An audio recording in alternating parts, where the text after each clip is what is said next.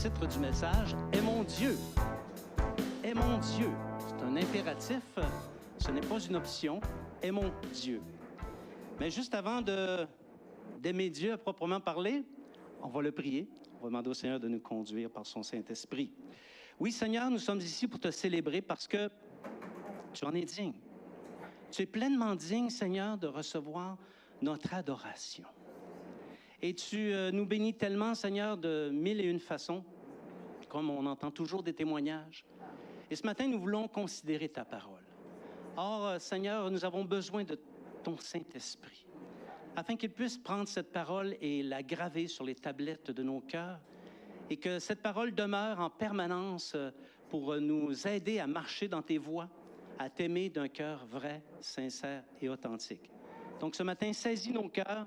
S'il y a des troubles, des soucis ou des angoisses, quelles qu'elles soient, Seigneur, nous te demandons de les prendre et de les faire disparaître de nos cœurs afin que nous soyons pleinement attentifs. Nous te recommandons ce message au nom de Jésus. Amen. Il y a beaucoup de gens qui disent « aimer Dieu ». Mais tu regardes aller, puis tu t'aperçois vite que leurs actions témoignent du contraire. Ils aiment Dieu un peu comme on aime un objet, c'est-à-dire ils apprécient l'œuvre, mais sans réellement être en relation authentique avec Dieu. Et de ce fait, ils mènent leur vie comme bon leur semble, ils font ce qui leur passe par la tête, sans intégrer les alliances promulguées à leur intention, et fondamentalement, ils déplaisent à Dieu. Il y a bien des chrétiens qui disent aimer Dieu, mais leurs actions témoignent du contraire. Ils aiment un Dieu qu'ils connaissent un peu plus que les gens du monde, mais leur relation personnelle avec lui manque d'authenticité. Et de ce fait, ils mènent leur vie comme bon leur semble, en intégrant des parties des alliances de Dieu, des parties qui font leur affaire, puis le reste, ils le mettent de côté. Et ils manquent d'authenticité dans leur relation avec Dieu. Dans les parties qu'ils retiennent de la parole de Dieu, ils s'assurent que ce qu'ils retiennent ne dérange pas leurs projets, parce que leurs projets sont plus importants que les parties de l'Alliance. Et fondamentalement, je crois, je le dis, je le pense, je crois que ces personnes déplaisent à Dieu également, dans une certaine mesure. Moins nombreux sont les chrétiens qui marchent comme des vrais disciples. Et d'ailleurs, dans mon discours, lorsque vous m'entendez parler, j'établis toujours une distinction entre chrétien et disciple. Amen. Quelqu'un peut être un chrétien, mais pas un disciple, nécessairement. Et normalement, un disciple, c'est un disciple. Si on ne voit pas qu'il est un disciple, on peut dire que c'est un chrétien, mais il y a une nuance entre les deux. OK? Donc, ils sont peu nombreux, ceux qui marchent comme des disciples. Mais ces personnes aiment Dieu, ils aiment ses alliances et ils sont dans une relation vraie et constante avec le Seigneur. Ils lisent la parole de Dieu, ils la connaissent et ils mettent tous leurs efforts pour intégrer les enseignements de la parole de Dieu dans leur vie. C'est pour ça qu'on les appelle des disciples. Les disciples ne sont pas du genre à faire des compromis parce qu'ils aiment Dieu, vraiment, de tout leur cœur, de toute leur âme, de toute leur pensée, comme l'enseigne le commandement. Alléluia. Ce ne sont pas ces gens-là qui remplissent les églises. Parce que les églises, on parle en général, on ne parle pas d'ici, hein? On parle d'ailleurs. Parce que l'Église, en général, sont plutôt remplies de chrétiens qui se livrent aux accommodements déraisonnables. Et vous savez maintenant qu'est-ce qu'un accommodement déraisonnable. Bon, que les gens du monde agissent comme ça, c'est une chose, OK? Mais que des chrétiens négligent les alliances pour s'accommoder des manières du monde, ça, c'est une autre chose. Pourquoi les chrétiens s'accommodent-ils si rapidement et si facilement des manières du monde tout en se déclarant chrétiens? C'est peut-être parce qu'il manque un élément essentiel à leur relation d'amour avec Dieu. Il y a un petit bout qui manque, comme on dit. Considérons l'enseignement du Seigneur Jésus dans l'Évangile de Luc, le chapitre 12, versets 4 à 5. L'Évangile de Luc, chapitre 12, versets 4 à 5. Je vous le dis à vous qui êtes mes amis, ne craignez pas ceux qui tuent le corps et qui, après cela, ne peuvent rien faire de plus. Je vous montrerai qui vous devez craindre. Craignez celui qui, après avoir tué, a le pouvoir de jeter dans la géhenne. Oui, je vous le dis, c'est lui que vous devez craindre. Je me souviens, lorsque j'étais jeune chrétien et que je lisais ce passage, je le comprenais mal. Je le comprenais pas bien. Je pensais que cette personne qui avait le pouvoir de tuer le corps et jeter dans la géhenne, c'était le malin. Donc, j'ai longtemps pensé que ce passage-là s'appliquait au malin jusqu'à ce que je comprenne qu'il s'agit de Dieu. Alléluia. Dieu peut tuer le corps et ensuite jeter, pas reconduire, jeter. En québécois, on dirait garrocher dans la géhenne. Donc, Jésus déclare, c'est lui-même qui le dit, qu'il faut avoir la crainte de Dieu. Donc, la crainte de Dieu, ce n'est pas un concept qui est relégué uniquement à la compétence de l'Ancien Testament. C'est aussi un concept qui s'applique dans le Nouveau Testament. Jésus démontre qu'il ne suffit pas de prétendre aimer Dieu, mais que les actions des croyants doivent être empreintes de la crainte de Dieu. On doit voir chez le disciple qu'il craint Dieu. Et la crainte, on s'entend pour dire qu'en tout cas, en français, la crainte, c'est fondamentalement un terme négatif. Comment concilier cette notion en apparence négative avec l'amour qu'on doit avoir envers Dieu? On ne devrait pas avoir une attitude négative envers Dieu. Comment peut-on être certain d'aimer Dieu, au-delà des paroles? Et quelles sont les promesses qui attendent ceux qui aiment Dieu conformément aux enseignements du Seigneur Jésus? Bien, c'est de ça dont on va s'entretenir ce matin. Vous êtes avec moi? OK. Vous êtes avec moi? Il y a au moins Mimi qui est avec moi, puis quelques autres, hein? Elle est toujours avec moi de toute façon. Elle a un parti pris, hein? Aimer Dieu, c'est aussi le craindre. Et on va voir quelle dimension, quel espace ça occupe dans notre relation avec Dieu. Donc, le passage qu'on vient de lire dans Luc, vous l'avez vu, c'est le chapitre 12. Et le chapitre 12, c'est intéressant de noter que tout au long de ce chapitre, il y a des enseignements qui se retrouvent aussi dans l'Évangile de Matthieu, notamment dans les Béatitudes. Beaucoup de ces portions se retrouvent dans les Béatitudes. Et on a fait une longue étude à l'automne dernier, vous vous souvenez, sur les Béatitudes. Et on avait dit que les Béatitudes, c'était le fondement de la Nouvelle Alliance. Donc, ces enseignements qu'on retrouve dans le chapitre 12 font partie de la Nouvelle Alliance. Le Sermon sur la montagne nous parlait de choses qui accomplissaient la loi et qui comportaient des règles et des principes. Et il y en a beaucoup. Il y a beaucoup de règles et de principes dans le Sermon sur la montagne. Et ça, ce sont ces règles et ces principes qui maintenant régissent le royaume de Dieu. Donc, quand Jésus enseigne à ses disciples à craindre Dieu, il les enseigne sur la loi fondamentale qui consiste à aimer Dieu de cette manière. Tu ne peux pas prétendre aimer Dieu si tu n'es pas animé de la crainte de Dieu. Mais qu'est-ce que la crainte de Dieu? C'est une bonne question. Et c'est la raison pour laquelle je la pose. L'Église romaine, cette Église de laquelle la plupart d'entre nous, on a fait longtemps partie, certains plus longtemps que d'autres, enseignait que Dieu est prompt à s'emporter, à se mettre en colère et à punir ceux qui transgressent sa loi. Je me souviens, quand on était enfant, on entendait tout le temps, soit entre nous ou les parents nous le disaient, « Le bon Dieu t'a puni. » Hein? À la blague, ça peut m'arriver encore de dire ça, là. Mais c'est une blague, parce qu'on sait que Dieu ne fonctionne pas comme ça.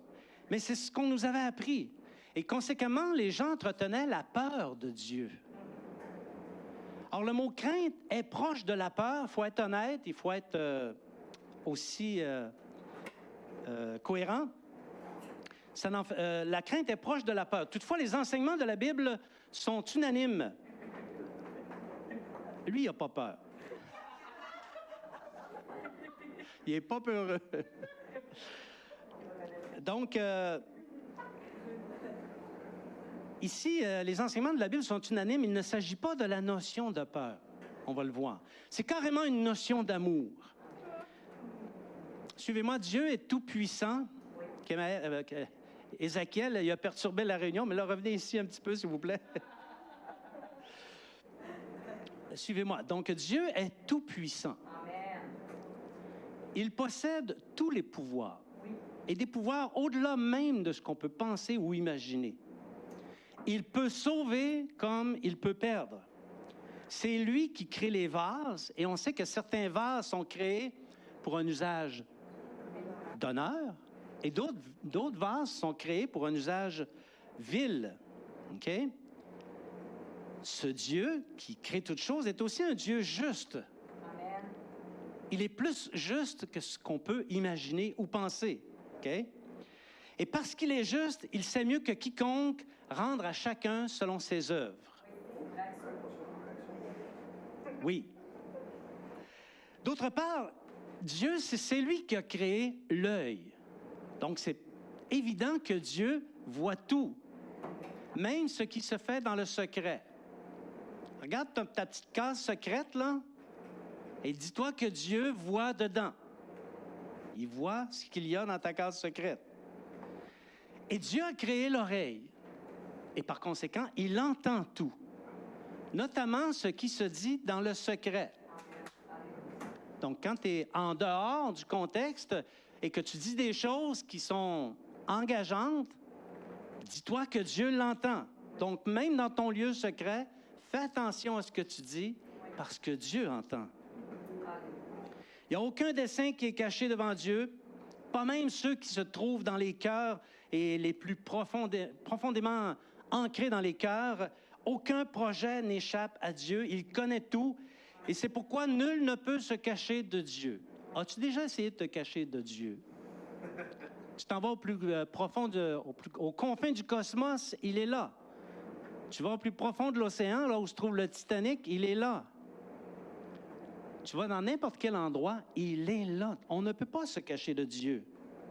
Et on ne peut cacher rien non plus que ce soit devant Dieu. Or, ce Dieu, créateur et tout-puissant, Amen.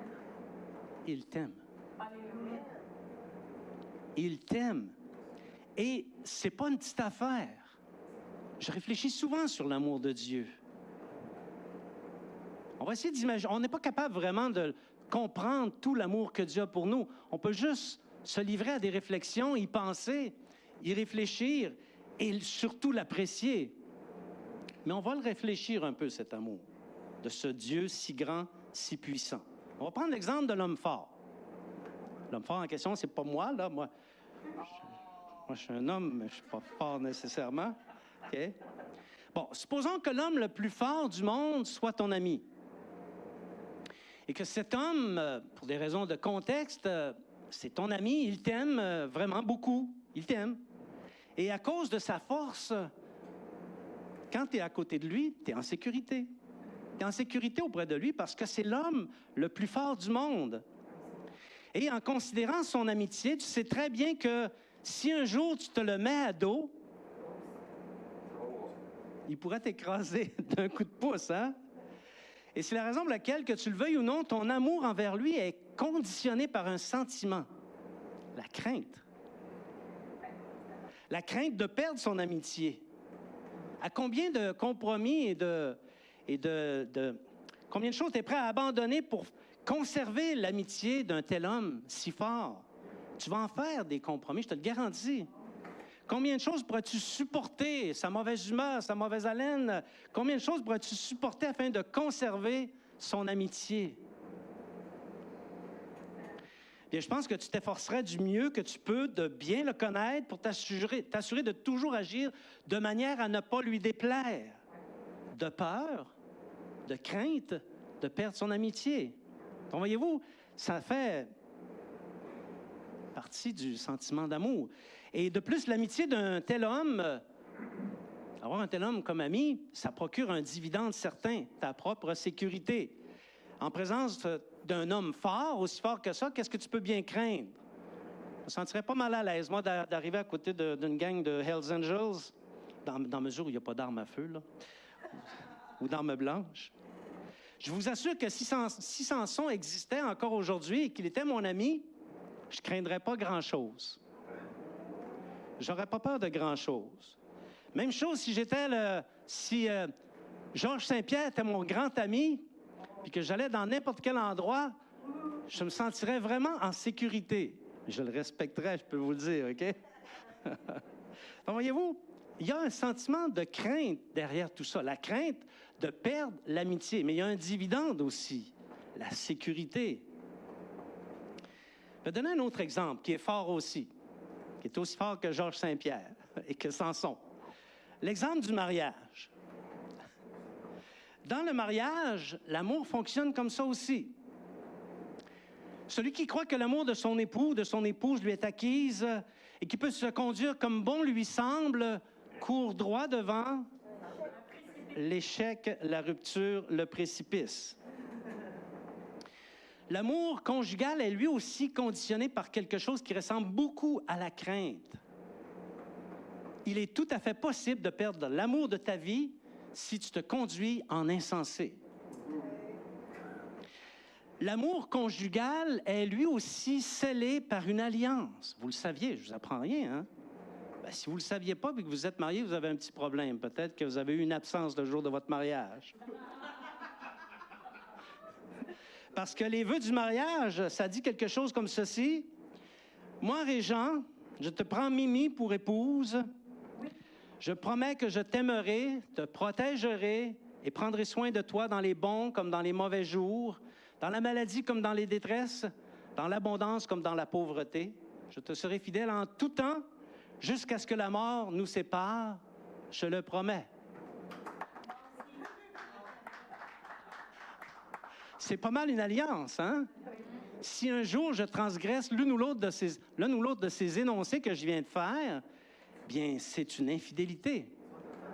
Il n'y a pas juste l'intimité, la transgression de l'intimité sexuelle qui est une infidélité. Si je ne prends pas soin de mon conjoint alors qu'il est malade, parce que ça ne me tente pas, parce que j'ai d'autres choses à faire, c'est aussi une transgression de l'alliance et c'est une infidélité.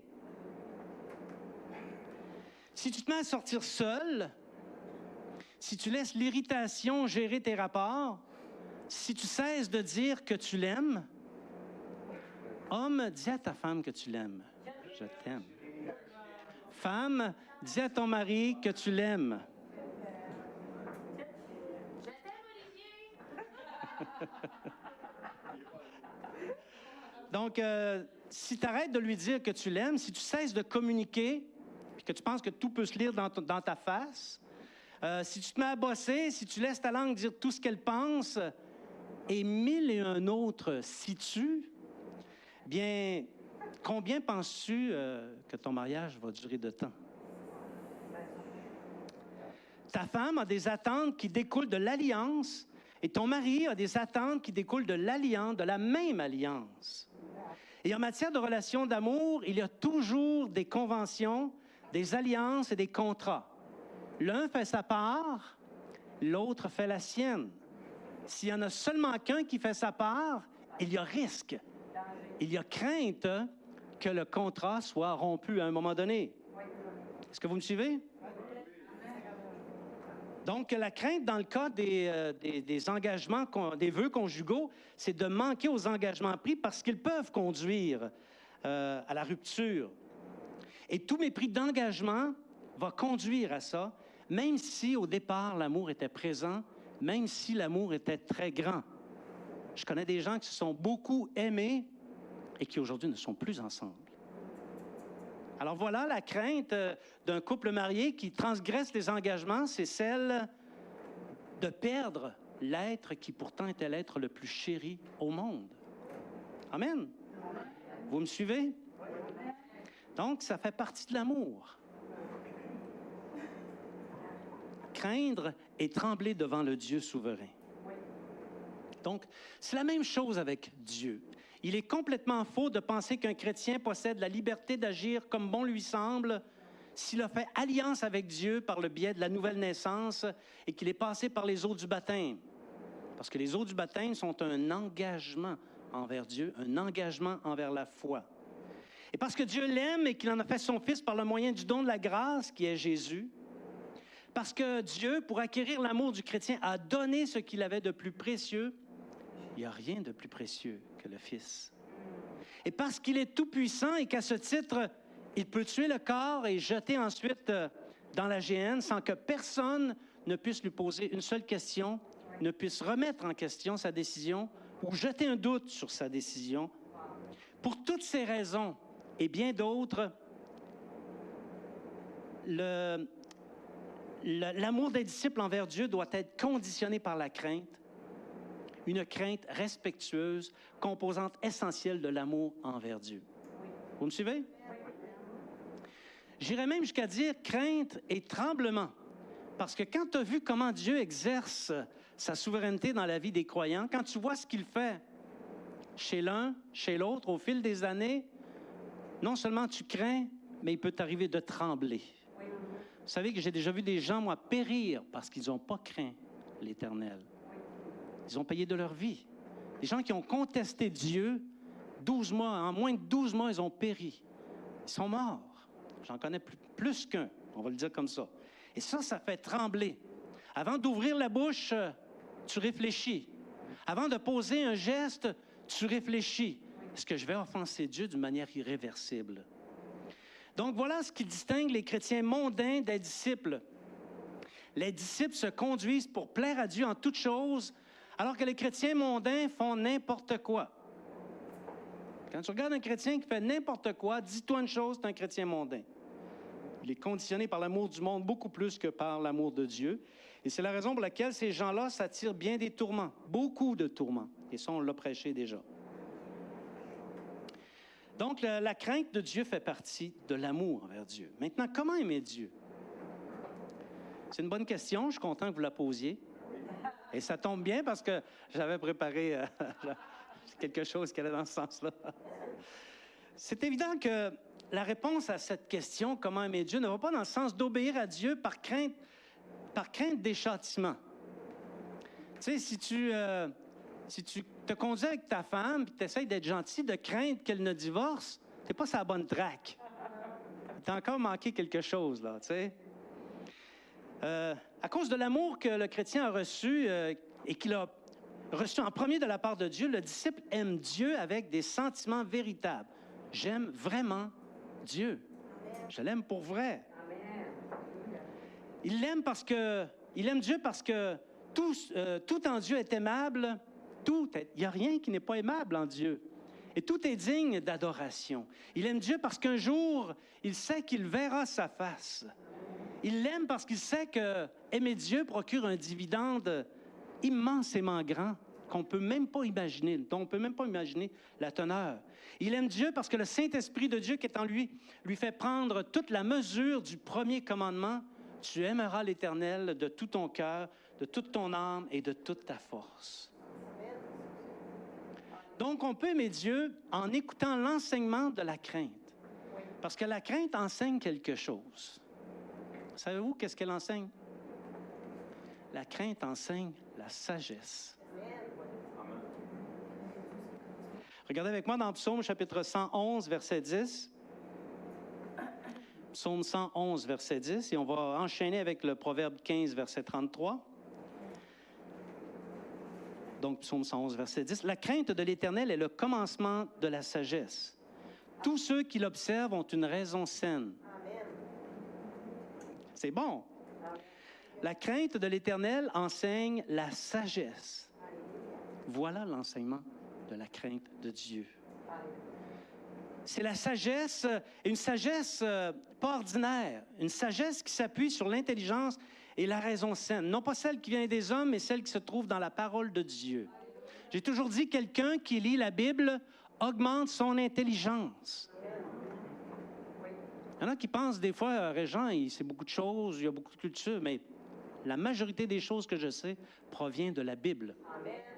Et ensuite, ça a été validé dans les autres domaines de la connaissance et de la science. Donc, celui qui lit la Bible va devenir plus intelligent. Celui qui ne la lit pas ne développera pas son intelligence. Ouais, j'ai été gentil ici, là.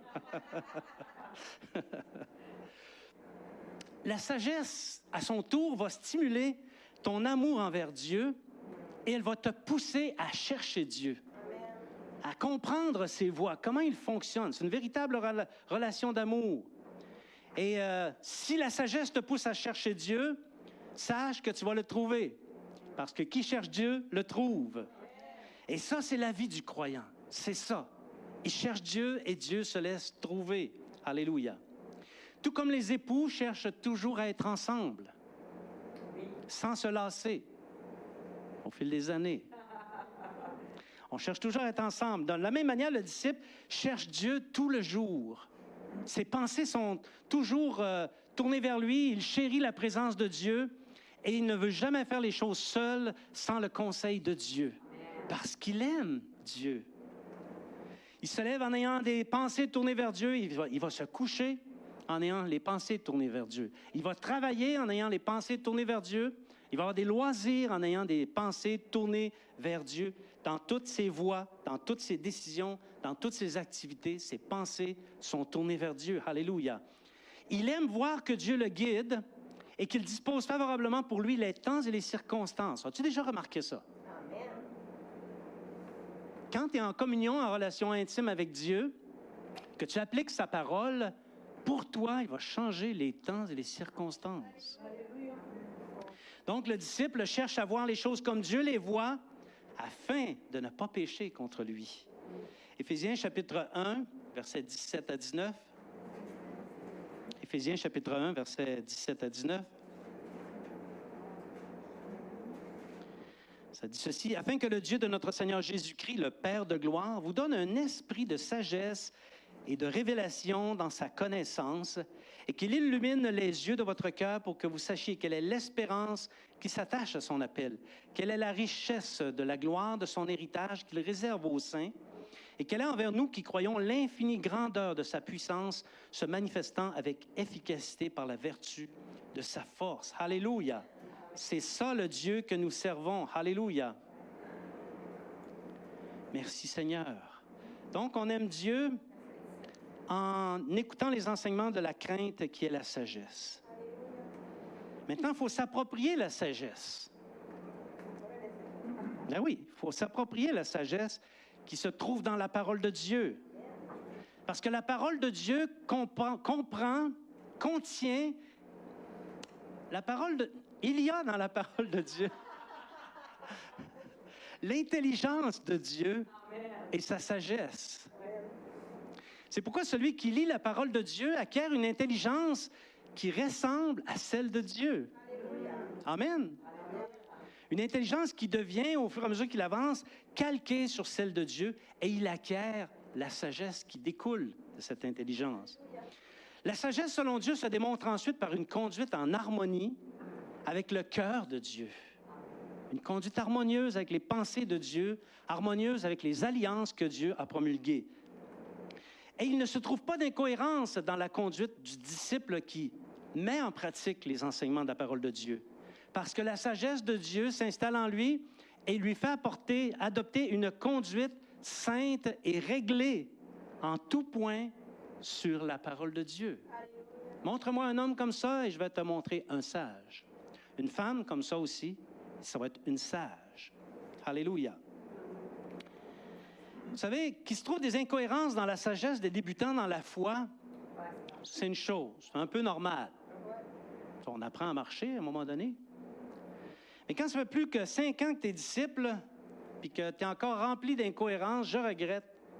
Tu dois avoir en toi la sagesse de Dieu et toutes tes pratiques doivent être en harmonie avec la parole de Dieu.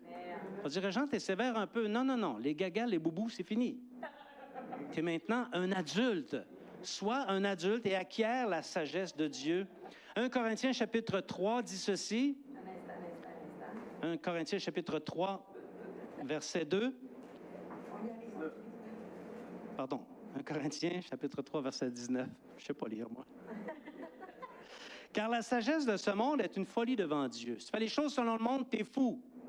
Parce que la sagesse du monde est une folie devant Dieu. Question pour toi. Quelle est ta sagesse? Est-ce qu'elle est alignée avec les manières de faire du monde ou avec les manières de Dieu? Dans quelle mesure ta conduite sous tous ces rapports est-elle en harmonie avec les alliances de Dieu? Jusqu'à quel degré reconnaît-on la sagesse de Dieu dans ta vie? C'est des bonnes questions, hein? Es-tu connu pour quelqu'un de sage parce que tu appliques la parole dans ta vie ou parce que tu es plus qu'accommodant avec la sagesse du monde? C'est sûr que si tu tiens le discours du monde, ils vont te trouver bien fin puis bien beau, là. Mais apporte la sagesse de Dieu, ils ne te trouveront peut-être pas si fin puis pas si beau. OK? Disciple de Jésus-Christ, approprie-toi sans tarder la sagesse de Dieu en harmonisant ta conduite avec l'alliance que tu as prise avec Dieu le jour de ta nouvelle naissance. Tu as une alliance avec Dieu. On aime Dieu en ne résistant pas. Ça, mes frères, mes sœurs, c'est un gros problème chez les chrétiens. Comme dit au début, bien des chrétiens disent aimer Dieu, mais leurs actions témoignent du contraire. Ils lisent la parole de Dieu occasionnellement. Ils la connaissent. Je connais des post-chrétiens qui connaissent la Bible plus que bien des chrétiens. Ce sont des post-chrétiens. Plusieurs ne savent pas qu'est-ce que c'est qu'un post-chrétien. Un post-chrétien, c'est un chrétien de la deuxième génération. Mettons, mes enfants pourraient être des post-chrétiens. Ils connaissent la parole de Dieu parce qu'ils ont baigné dedans. Ils connaissent comment fonctionne l'Église. Ils connaissent tout un tas de choses sur Dieu. Puis en parlant avec eux, c'est impossible de savoir s'ils sont chrétiens, de penser qu'ils puissent ne pas être chrétiens. Et pourtant, ils n'ont pas pris la décision de marcher dans les voies du Seigneur.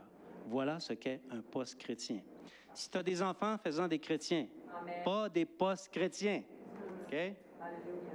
Donc, ils la connaissent à cause des enseignements. Ils connaissent la parole de Dieu, pas les post-chrétiens, là, mais ceux qui résistent. Ils connaissent les enseignements de l'Église. Ils ont entendu parler de la Bible. Peut-être même qu'un jour, ils l'ont lu.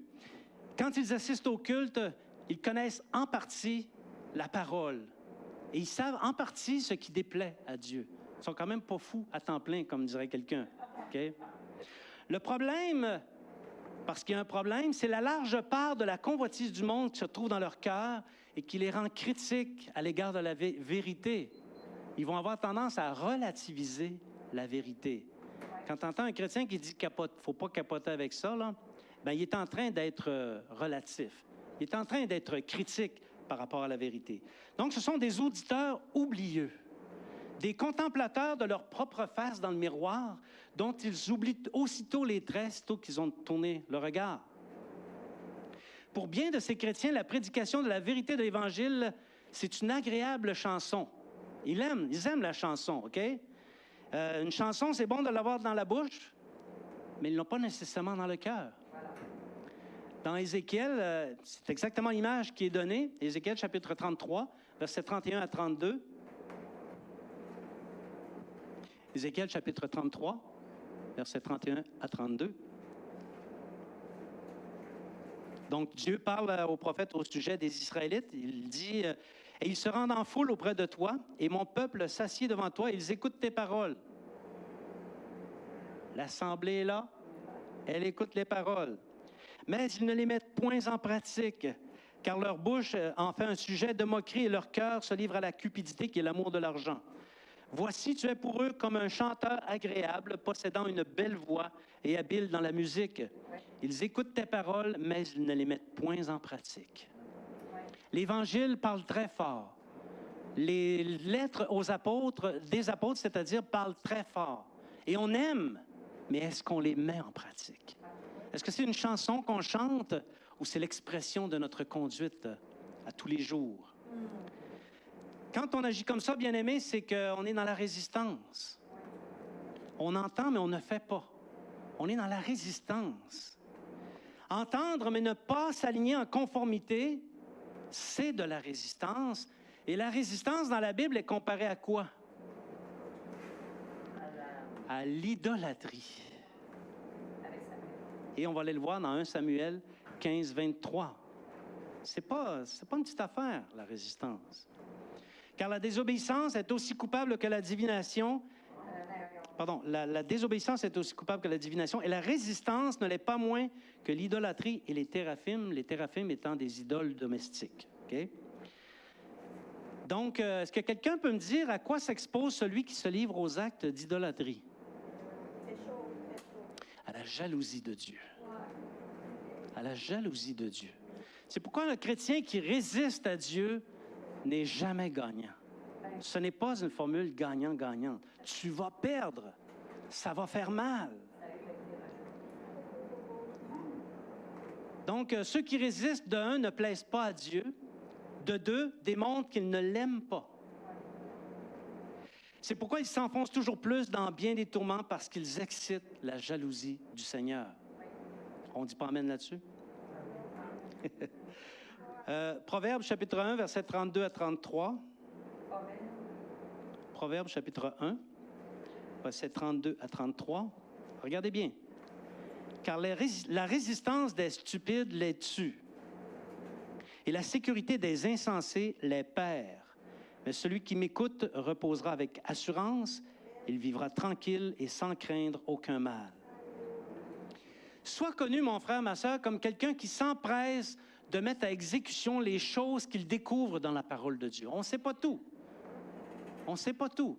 Mais quand tu découvres une chose, quand le Saint-Esprit révèle la chose dans ton cœur, empresse-toi de la mettre en pratique, même si ça a l'air fou. Encore plus si ça a l'air fou. Si ça a l'air fou, c'est vraiment parce que ça plaît à Dieu. Parce que la sagesse du monde est différente de celle de la sagesse de Dieu. Et si tu mets en pratique les choses que Dieu te montre dans sa parole, qu'il te révèle, il va se produire que tu vas être transformé de gloire en gloire. Et la victoire est pour toi. Et la force du Seigneur est avec toi. Et sa puissance et la sécurité du Seigneur et sa protection sont pour toi. Alléluia. Par ailleurs, quand Dieu te révèle quelque chose dans la parole, dans l'Écriture, n'est-ce pas parce qu'il t'aime? Parce qu'un inconverti ne peut pas comprendre les Écritures. Mais si toi qui la lis, tu tombes sur un passage et que l'Esprit te le révèle, c'est une marque d'amour de la part de Dieu. Or, la seule réponse valable à une telle démonstration d'amour, c'est une réponse réciproque. Un amour envers Dieu empreint de crainte respectueuse qui possède la sagesse de mettre en pratique les choses révélées et les enseignements de la parole de Dieu. Amen. Donc voilà comment on aime Dieu. Maintenant, on va parler un peu des promesses, parce que c'est une alliance. Si tu fais ta part, Dieu, sa part est déjà faite.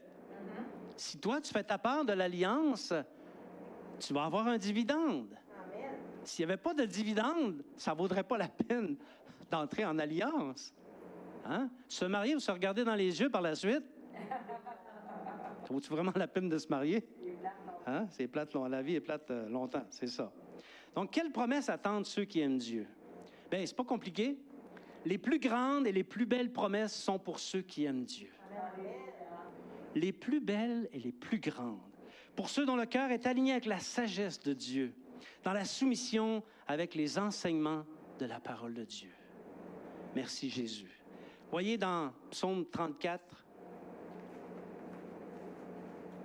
versets 11 à 22, Psaume 34, versets 11 à 22. « Venez, mes fils, écoutez-moi, je vous enseignerai la crainte de l'Éternel. » Normalement, avec une phrase comme celle-là, la suite devrait nous intéresser. OK? « Quel est l'homme qui aime la vie, qui désire la prolonger pour jouir du bonheur? Qu'il préserve ta langue du mal et tes lèvres des paroles trompeuses. Éloigne-toi du mal et fais le bien. Recherche et poursuis la paix. Les yeux de l'Éternel sont sur les justes. » Les yeux de Dieu sont sur toi. Et ses oreilles sont attentives à leurs cris. L'Éternel tourne sa face contre les méchants pour retrancher de la terre leurs souvenirs.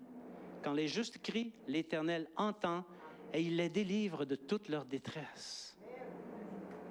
Il nous délivre de toutes nos détresses. L'Éternel est près de ceux qui ont le cœur brisé et il sauve ceux qui ont l'esprit dans l'abattement. Le malheur atteint souvent le juste. Hein? Est-ce que j'ai bien lu? OK. Le malheur atteint souvent le juste, mais l'Éternel l'en délivre toujours. Il garde tous ses os, aucun n'est brisé. Le malheur tue le méchant, et les ennemis du juste sont châtiés. L'Éternel délivre l'âme de ses serviteurs, et tous ceux qui l'ont pour refuge échappent au châtiment. C'est beau. C'est une belle promesse. Maintenant, on va examiner les promesses qui reposent sur ceux qui font leur part de l'alliance. OK? Alliance fondée sur l'amour, on l'a vu. Alliance engageante. Alliance réciproque. Premièrement, l'augmentation de la longévité. C'est écrit. pas seulement qu'une place. Les méchants peuvent rétrécir la durée de leur vie et les justes l'allonger. C'est comme si la parole de Dieu enseignait que quand on vient au monde, il y a un nombre de jours qui est fixé sur notre vie, ou un nombre d'années.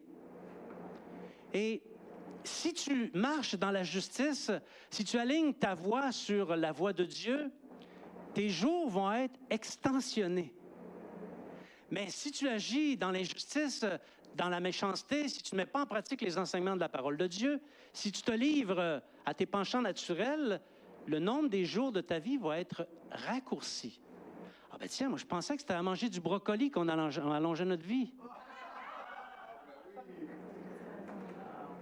Regardez, Proverbes chapitre 10, verset 27.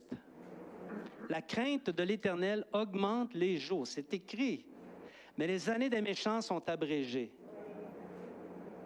Moi, personnellement, je préfère et de loin les enseignements de la parole de Dieu sur la longévité. Je les ai toujours mis en pratique. J'ai quand même travaillé dans un domaine qui touchait beaucoup à la santé et je connais tous les enseignements là, selon lesquels on pourrait vivre 150 ans. Si tu suis tout ce qu'ils te disent, là, à manger du brocoli le matin, le brocoli le midi, bien, il semblerait que tu vas vivre 110 ans, 120 ans, 130 ans. Mais ici, ça ne veut pas dire que j'étais insensé.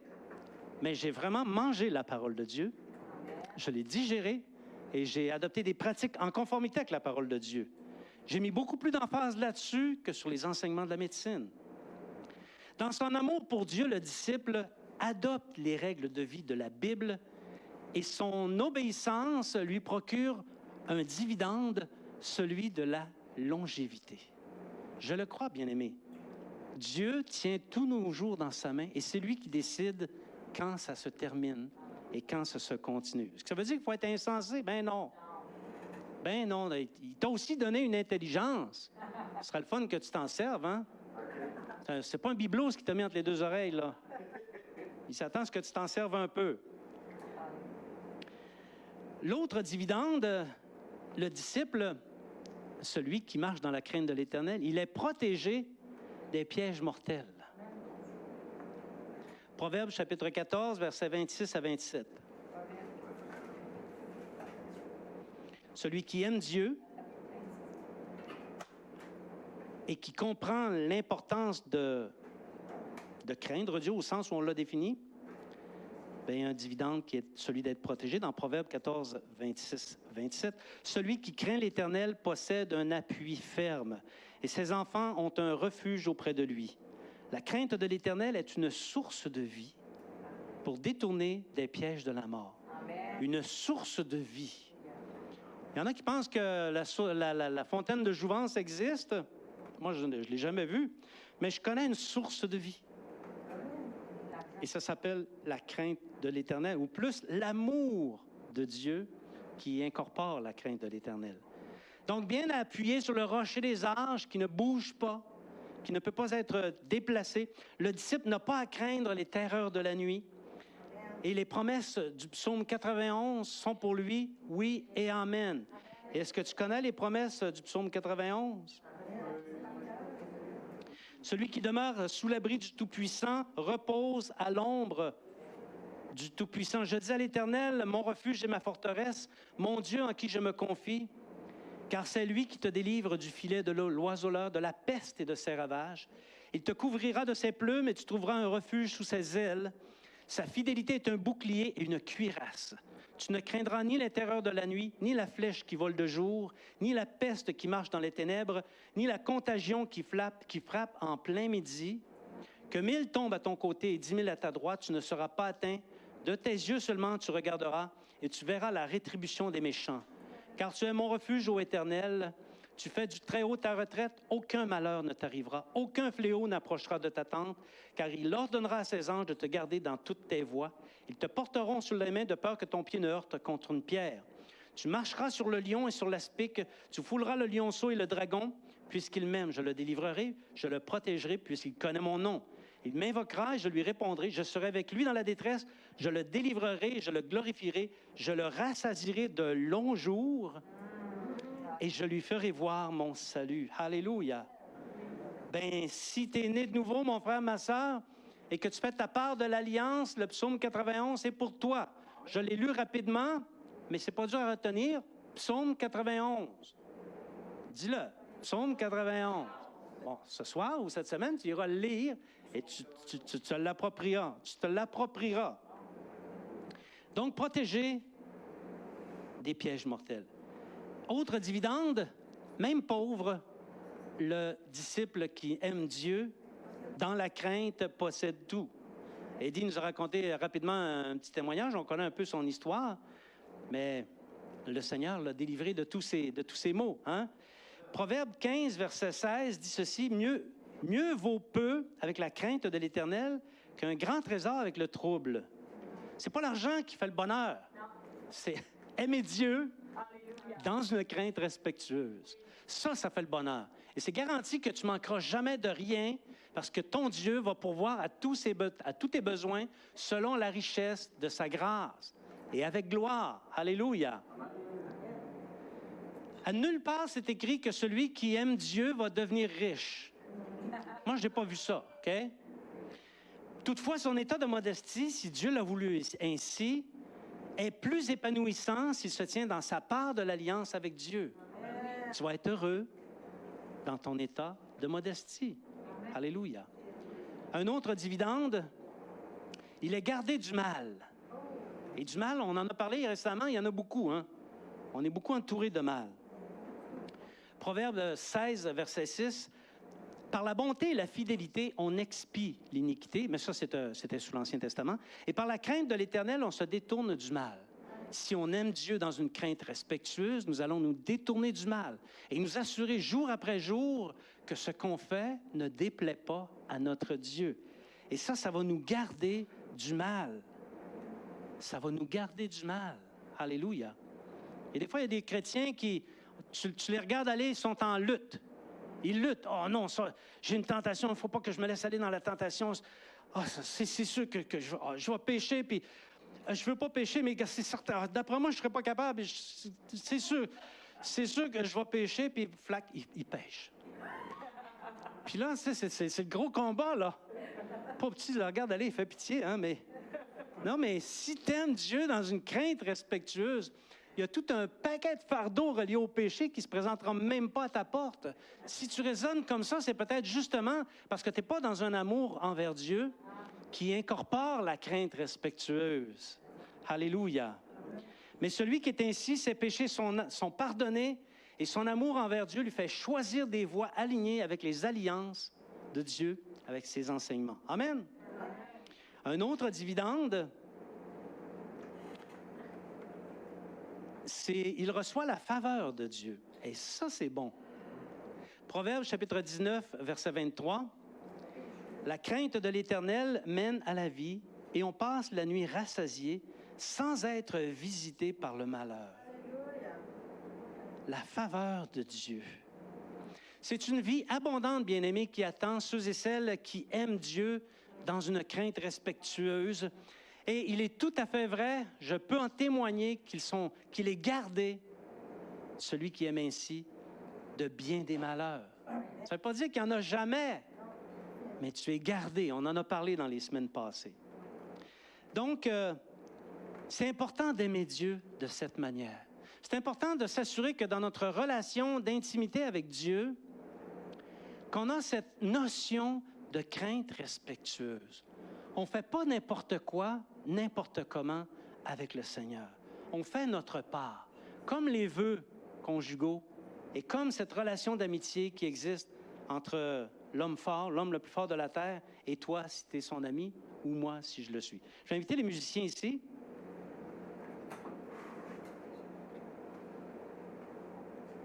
Alléluia.